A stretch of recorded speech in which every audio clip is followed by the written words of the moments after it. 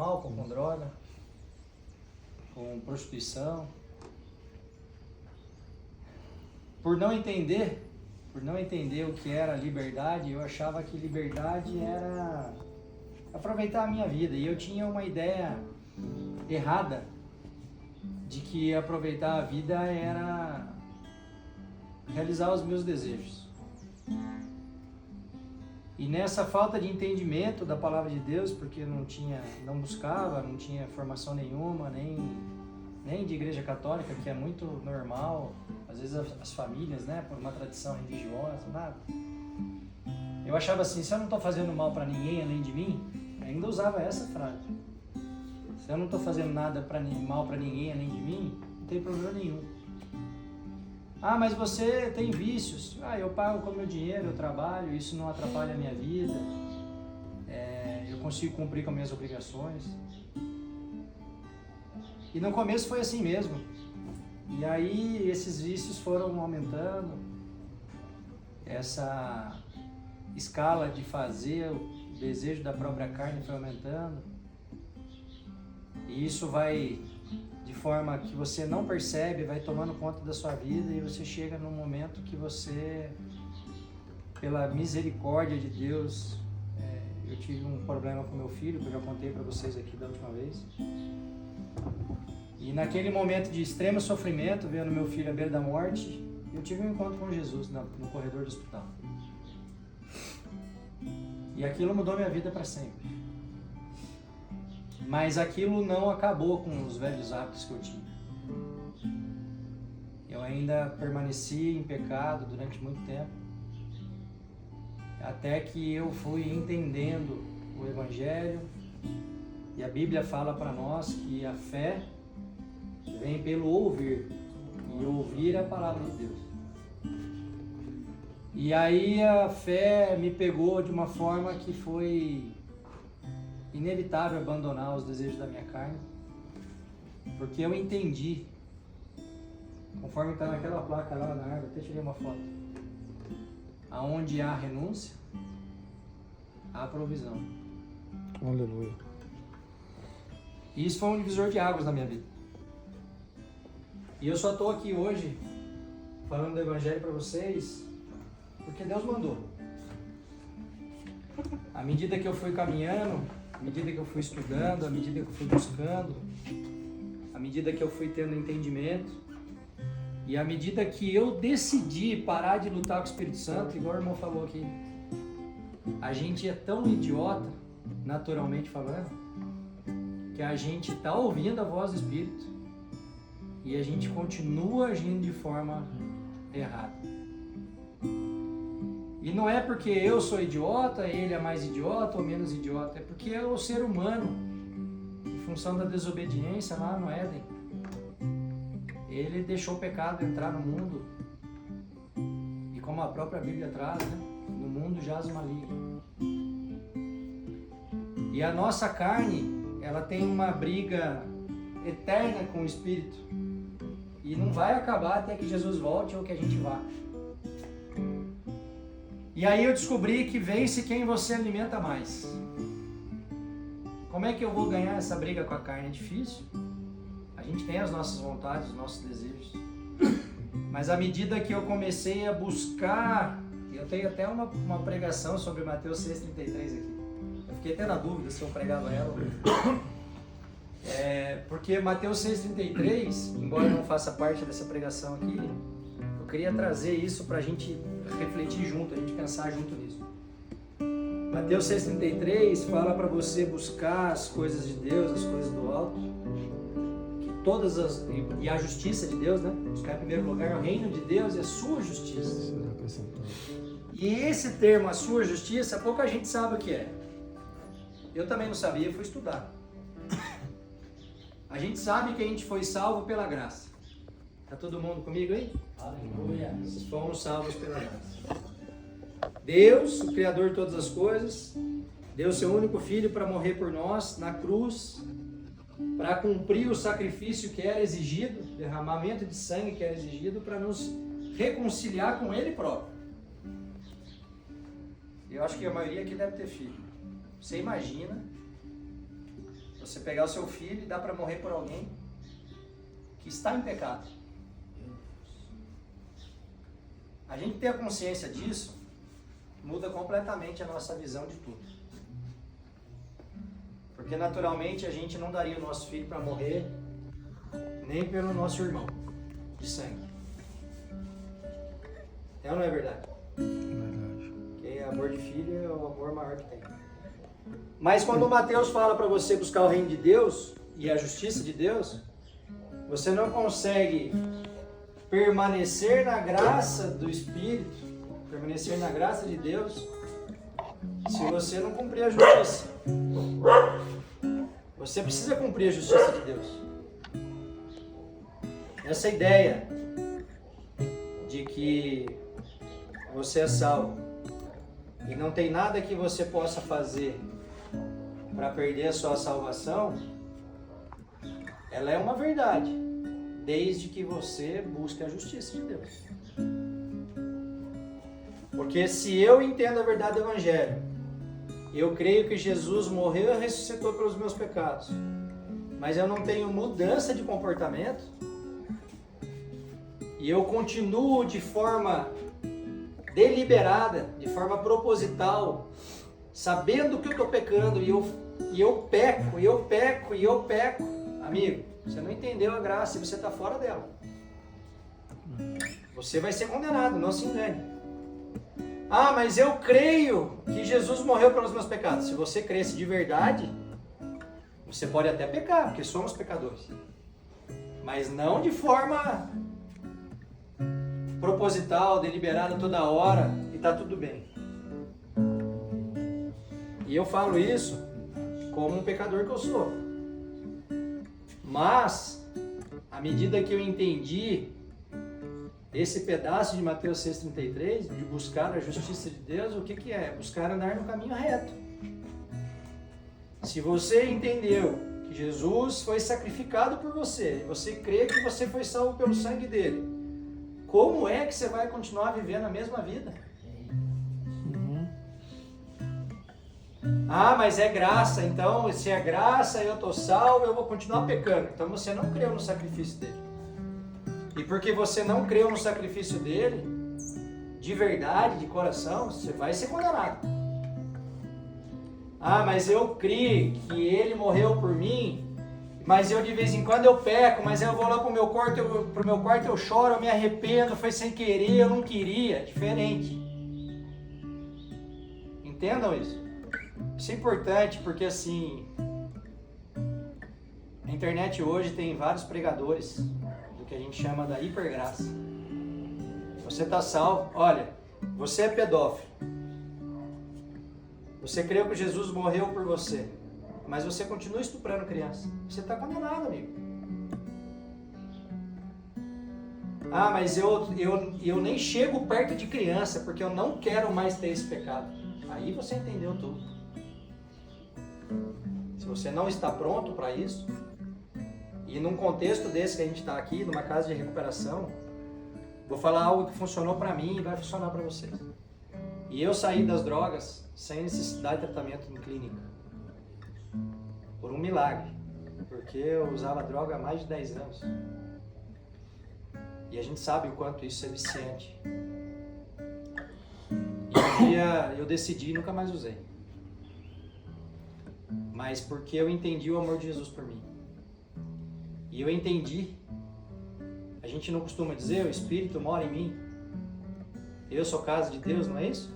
A Bíblia não fala que no Novo Testamento a gente passou a ser o tabernáculo de Deus? Como é que eu posso ter o Espírito em mim e fumar crack? Como que eu posso ter o Espírito em mim e continuar pecando da forma que eu pecava antes dele estar em mim? Ah, eu batia na minha esposa. E aí eu creio que Jesus me salvou, o Espírito mora em mim e eu continuo batendo na minha esposa. Cara, tá errado. O Espírito não mora em você, então. E essa não é a pregação que eu separei aqui para pregar para vocês, mas eu queria pegar o gancho do irmão que tão bem falou ali, Porque se a gente não entender que evangelho é viver em novidade de vida, a gente não entendeu o evangelho. E isso é muito importante. Ah, Temer, então você está falando que a gente não pode pecar mais. Não, não estou falando isso. A gente vai pecar, não tem jeito. A gente é pecador. Mas como alguém que está salvo, a gente vai fugir do pecado. E eu estava falando para vocês um pouco antes sobre uma estratégia que funcionou para mim, que é abandonar velhas amizades. O irmão falou ali, ele está coberto de razão. Abandonar velhas amizades, abandonar lugares. Eu, pela graça de Jesus Cristo, faz muitos anos que eu não uso droga. Nem sei, eu acho que 10 anos. Mas eu não vou nas mesmas rodas. Eu não vou nos mesmos lugares. Eu não tenho os mesmos amigos. E eu jamais vou me colocar à prova. Porque a Bíblia também fala para nós, para não sermos insensatos. A gente não precisa se colocar em situação de risco. A gente não precisa se colocar em situação de tentação. Porque Deus pode nos provar. Assim como eu tenho certeza que Ele me provou nesse caso do meu filho. Mas Ele não vai nos tentar. A tentação não é de Deus, é do diabo. Então a gente não deve se colocar em situações como essa. E não adianta a gente vir aqui, pregar a palavra, louvar Jesus, levantar a mão e viver na vida velha. Na velha vida. Se você está nesse meio, escutando a palavra, erguendo a mão, chorando, se você está lendo a Bíblia e você continua na velha vida, abandone isso aqui e vai viver a sua velha vida. Que a pior coisa que existe é alguém que não é nem de um lado nem do outro. E a Bíblia traz: o morno, eu vou o quê? Vomitar. Então assume que você quer viver um mundão aí, que você não vai largar seus velhos hábitos e acabou. Mas nós, que entendemos o verdadeiro evangelho, entendemos o tamanho do sacrifício, abandonamos as velhas práticas e vivemos em novidade de vida. E aí eu trouxe para vocês uma passagem que está em Romanos 2, vai do versículo 1 até o versículo 11. Eu vou ler aqui. Fala sobre o julgamento divino. E esse julgamento, é bom que a gente entenda que ninguém vai escapar dele. E muita gente acha que é assim, eu morri, e aí eu vou ser julgado se eu vou para o céu ou se eu vou para o inferno. Não. Você já está no céu ou já está no inferno. Quando você morrer, você vai para o tribunal para saber se você vai para o céu e qual é a quantidade de pedra que vai estar na sua coroa lá. Mas não é possível, depois que você morre, mudar o seu destino mais. É aqui. A nossa decisão é aqui, enquanto estamos vivos. É aqui que a gente tem que viver em novidade de vida, abandonar velhos hábitos, fugir do pecado, para a gente selar aqui, enquanto a gente está vivo, se a gente vai para o céu ou para o inferno. Depois que morrer, não adianta mais.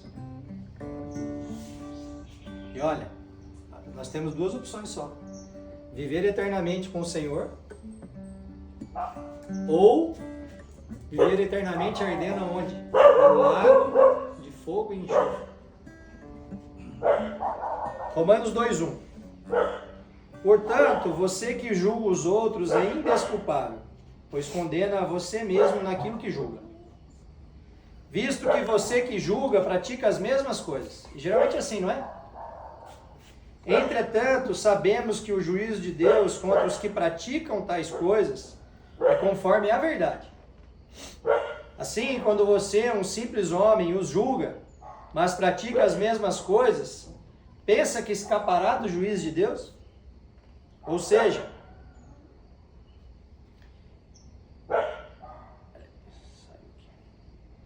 ou será que você despreza as riquezas da bondade, da tolerância e da paciência dele, não reconhecendo que a bondade de Deus o leva ao arrependimento. Contudo, por causa do seu coração obstinado e sem arrependimento, você está acumulando ira contra você mesmo, para o dia da ira de Deus, quando se revelará o seu justo julgamento. Deus retribuirá a cada um conforme o seu procedimento.